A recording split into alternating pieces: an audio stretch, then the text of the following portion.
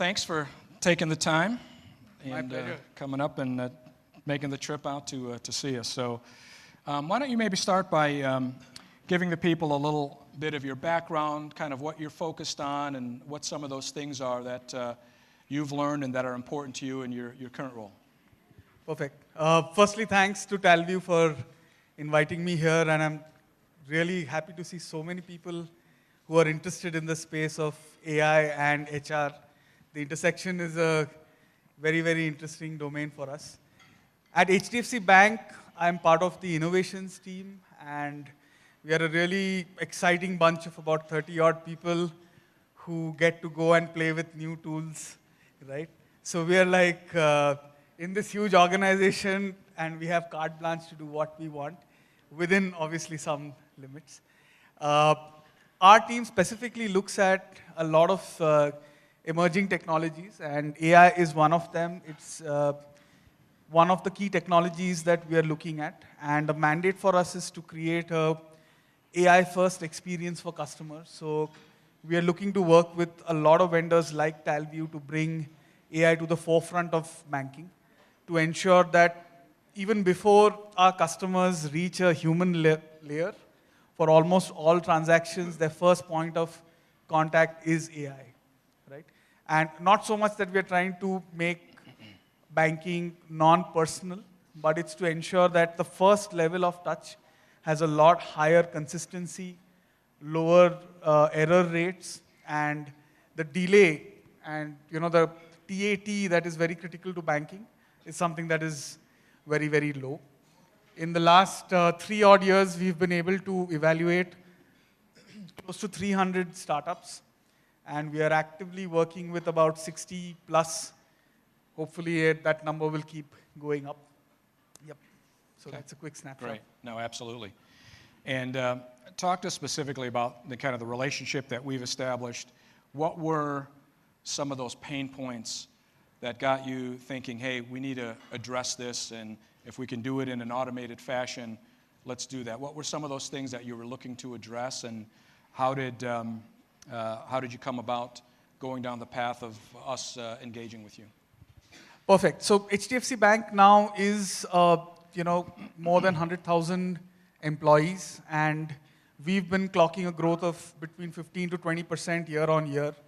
So almost between our new hires and replacements for attrition, we are doing between 2,000 and 4,000 hires every month, and that puts a huge strain on our HR teams.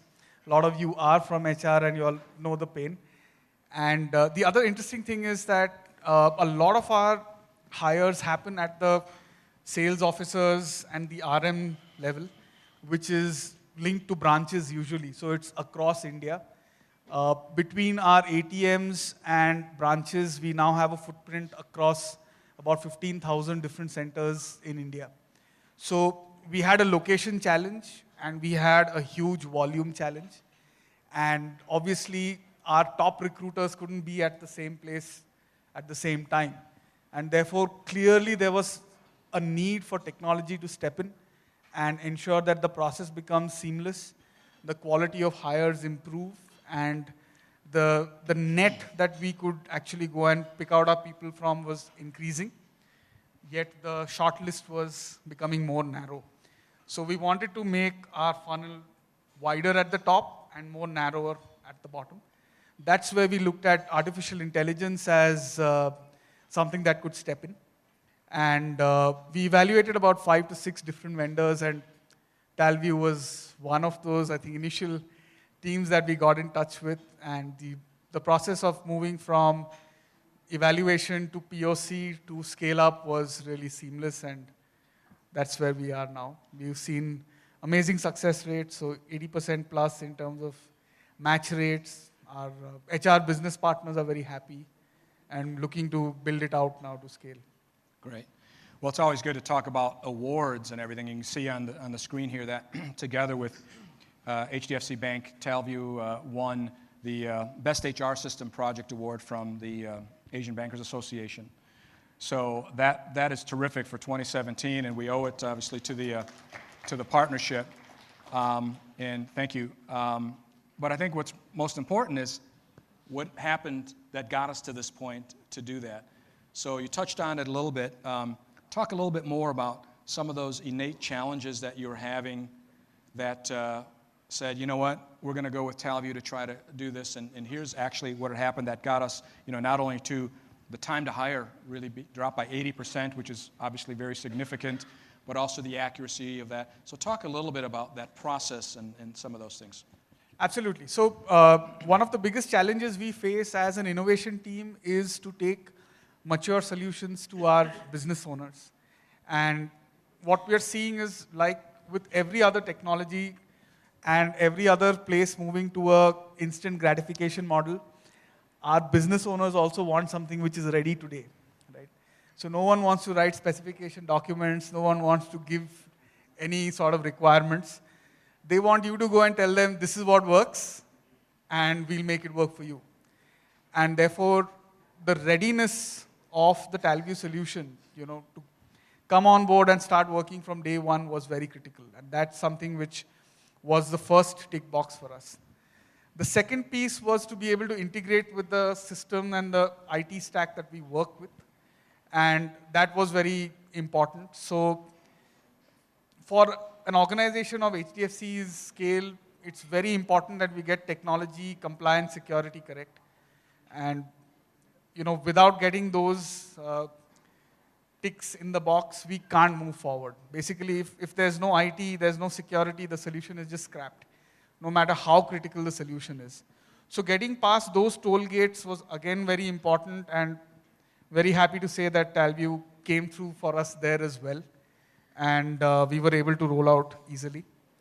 The third piece was the ease with which the business can operate the solution, right? Very often we look at technology from a supply side perspective. So you go to a business and say, I have 1, 2, 3, 4, 5 things, and it's 10, and it's 20, and there's a whole cycle and an awesome diagram that showcases what needs to be done. But at the end of the day, the HR manager, the assistant manager, and the recruitment manager need to use the tool. And that's where we found success with Talview. They were able to get the profiles uploaded, disseminate the interview links across, get people to take the tests very easily, and get results quickly. So the entire operations end of it, being managed by business, got taken care of. So as an innovation team, we look for solutions like this, which move end to end very easily with our consuming teams. I appreciate it. It's always good to have a good partnership. We're glad you're able to share that story. And obviously, you're really an expert in this field of innovation. You're constantly evaluating technology. And what's next for your business in terms of what are some of the things that you're looking for, trends, things that you see this year and beyond that you think, all right, this is what we've been able to accomplish today, but here's the next level of what I think needs to happen to kind of bring things full circle a little bit more. Right. So in the domain of AI and HR, I think recruitment is something which we are pretty much locked in, and we have a clear roadmap for it. We are moving now to automating and using AI for the next few phases. So user onboarding and engagement is an area of investment for us. We are actively doing a lot of POCs in this place. We're trying to backtest data to see whether AI is helping or not. The other place is knowledge retention. Now, increasingly what we're finding is that when people leave organizations, they take knowledge processes with them. Traditionally in banking, this wasn't such a big challenge because things were always driven by process and guidelines and so on. But as we are becoming a digital organization, we are increasingly finding that relationships are moving, the best way of managing customers are moving, best practices around UI, UX, building digital projects, they move with people. And therefore, how can we use AI to learn from the best practices and then ensure that they're retained in the organization? That's an area of investment for us. Then using AI for things like attrition, fraud detection, that's becoming an increasing area for us. So globally, there is enough data to show that 60 to 80% of frauds happen because of employees. I know it's a very difficult and touchy subject, especially for HR, but that's a reality. So how do you build propensity models around this to figure out, how can these things be plugged? And it need not be intentional. Very often it's just out of frustration and low engagement with employees that they do some of these things. So how can we plug in that area of concern? The other thing that we're looking at is very, very interesting area is how do we work with the virtual worker? And how can AI become a sort of point of connect for the virtual worker? And although we haven't gone whole hog, one of our competitors recently announced flexi hours and work for home and things like that. So it's on our roadmap. So the virtual worker is important for us. Social scoring is another area that we are investing in. So, we are able to pick out with an employee's permission or a potential employee's permission, figuring out what's going to be their kind of personality traits, their competence, and so on, just based on social profile. So we've begun some exercises there, and possibly we can also look at Talview on how we can enrich user data to build this out. And another very interesting area is how do we work with bots, right? So some of you might be familiar with concepts of search engine optimization. Anyone familiar? Yes? So SEO is a very rudimentary way of marketing to a bot, right? There is a Google bot which will come and assess how good your site is in terms of information and metadata being there. What we believe is that going forward, there will be a lot of service bots, there will be crawlers. Our potential employees will also depend on bots to figure out whether we are the right place to work for.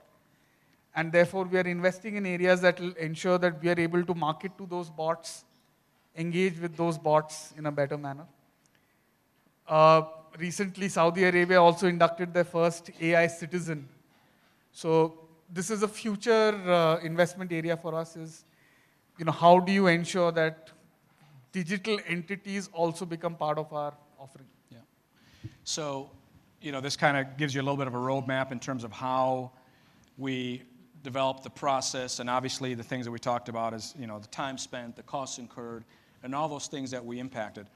But what was interesting in terms of what you're talking about in terms of the future and assessing talent and all that, how does that impact, things like fraud and things like with the broader net, how does that impact how you assess and what do you now assess for when it comes to identifying new talent? Right, so we are now putting a lot of emphasis beyond just skills. And we're looking at the soft skills component much more, the competence much more than just skill definition. And with the AI engine that's now in place, we are feeding back a lot of our first-party data, as we call it. Because, getting tools to get your CV to candidate part is taken care of. But if you aren't enriching that with your performance data, with your exit data, with data from time to time on emotional cues, it's going to become impossible. And we are investing a lot of our time and thinking on how to enrich and make that AI work for us.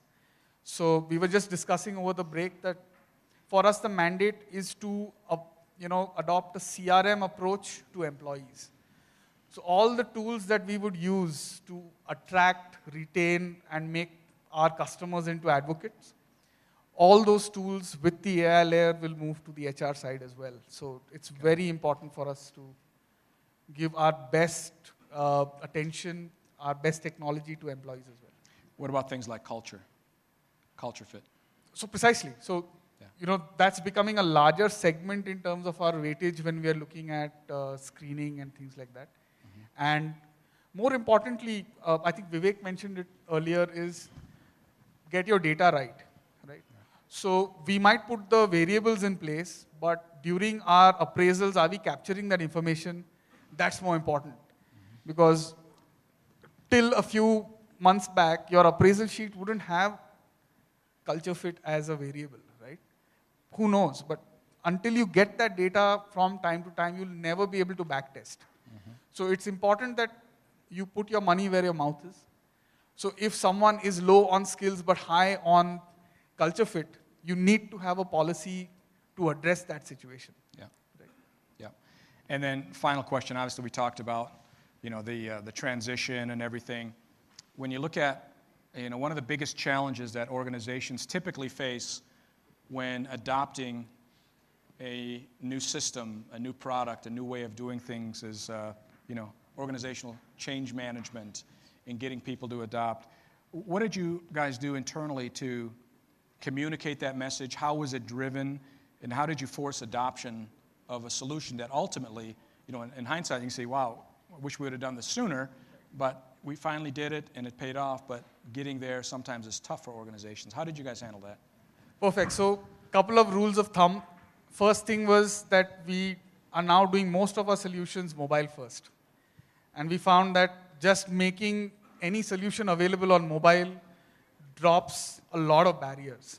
Because the fact that you can do it on the go and in an environment that you're comfortable becomes easy for the employees.